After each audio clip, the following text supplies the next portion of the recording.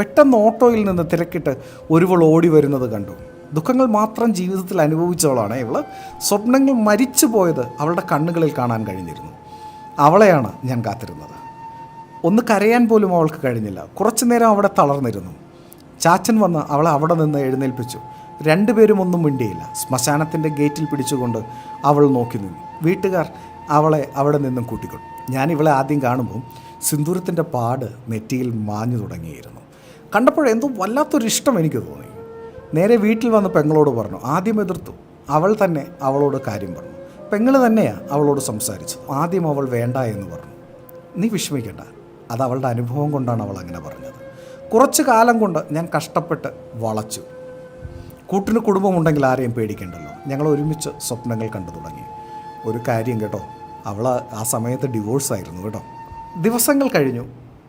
എല്ലാവരും എല്ലാത്തിനോടും പൊരുത്തപ്പെട്ടു തുടങ്ങി. അപ്പോഴാണ് ആ ഫോൺ കോൾ വന്നത്. എൻ്റെ ഹൃദയം മാറ്റിവെച്ച കുട്ടി സ്മൃതി സുഖം പ്രാപിച്ചു വരുന്നു. നാളെ അവൾ ഡിസ്ചാർജായി വീട്ടിൽ പോകുന്നു. നിങ്ങളെ കാണാൻ അവൾക്കും അവളുടെ വീട്ടുകാർക്കും ആഗ്രഹമുണ്ട്. പക്ഷേ അപ്പച്ചൻ സ്നേഹത്തോടെ അത് നിരസിച്ചു. അന്ന് പതിവില്ലാതെ അപ്പച്ചൻ കുർബാനയ്ക്ക് പോയി. അവളുടെ പേരിൽ മെഴുകുതിരിയും കത്തിച്ച് പ്രാർത്ഥിച്ചു. ദൈവമേ, ഞങ്ങൾക്കൊരു മോളെ തന്നതിന് നന്ദി. കുറച്ചു നേരം എൻ്റെ കല്ലറയിൽ വന്നിരുന്നു പ്രാർത്ഥിച്ചു. വീട്ടിലെത്തിയപ്പോൾ അവിടെ ഒരാൾക്കൂട്ടം, പത്രക്കാരുടെ ചോദ്യങ്ങൾ എല്ലാം സഹിക്കാൻ അമ്മച്ചിയും പഠിച്ചിരുന്നു. അതുകൊണ്ട് അപ്പച്ചന് സമാധാനമായി. അമ്മയും പറഞ്ഞു ഞങ്ങൾ വരില്ല. എല്ലാവരും പിരിഞ്ഞുപോയി. അപ്പോഴേക്കും അളിയനും പെങ്ങളും വന്നു. കുരിശു വരച്ചു കൊണ്ടിരുന്നപ്പോൾ അമ്മച്ചി വല്ലാതെ കരയുന്നുണ്ടായിരുന്നു. പതുക്കെ അമ്മച്ചി അവിടെ നിന്ന് എഴുന്നേറ്റ് പോയി കിടന്നു. അമ്മച്ചിയുടെ അടുത്ത് കണ്ട ബൈബിൾ തുറന്നു നോക്കി അപ്പച്ചൻ അതിശയിച്ചു പോയി. അതിൽ സ്മൃതിയുടെ ചിത്രം പത്രത്തിൽ നിന്ന് വെട്ടിയെടുത്ത് വെച്ചിട്ടുണ്ട്. പെങ്ങൾ പറഞ്ഞു, അപ്പച്ച, അമ്മച്ചിക്ക് നാളെ സ്മൃതിയെ കാണാൻ ആഗ്രഹമുണ്ട്.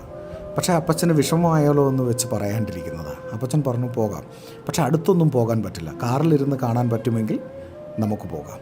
രാവിലെ തന്നെ ആശുപത്രിക്ക് ചുറ്റും ആളുകൾ എത്തിത്തുടങ്ങി. 10 മണിയായപ്പോഴേക്കും സ്മൃതിയെ വീൽ ചെയറിൽ പുറത്തേക്ക് കൊണ്ടുവന്നു. അവൾക്ക് വേണ്ടി ഒരുക്കിയ ആംബുലൻസിൽ കയറി എല്ലാവരോടും കൈവീശി കാണിച്ചു. അമ്മച്ചിയും അപ്പച്ചനും അളിയനും പെങ്ങളും കാറിൽ ഇരുന്നു കൊണ്ട് ഇതെല്ലാം കാണുന്നുണ്ടായിരുന്നു. ഞാൻ അവസാനം യാത്ര ചെയ്ത ആംബുലൻസ് സിഗ്നൽ ഇട്ടുകൊണ്ട് പുതിയ ജീവിതത്തിലേക്ക് നീങ്ങി തുടങ്ങി. എല്ലാവരും പിരിഞ്ഞു പോയി തുടങ്ങി. ആ കൂട്ടത്തിൽ ആരും ശ്രദ്ധിക്കാതെ അവളും കണ്ണുകൾ തുടച്ചുകൊണ്ട് തിടുക്കത്തിൽ നടന്നുപോയി.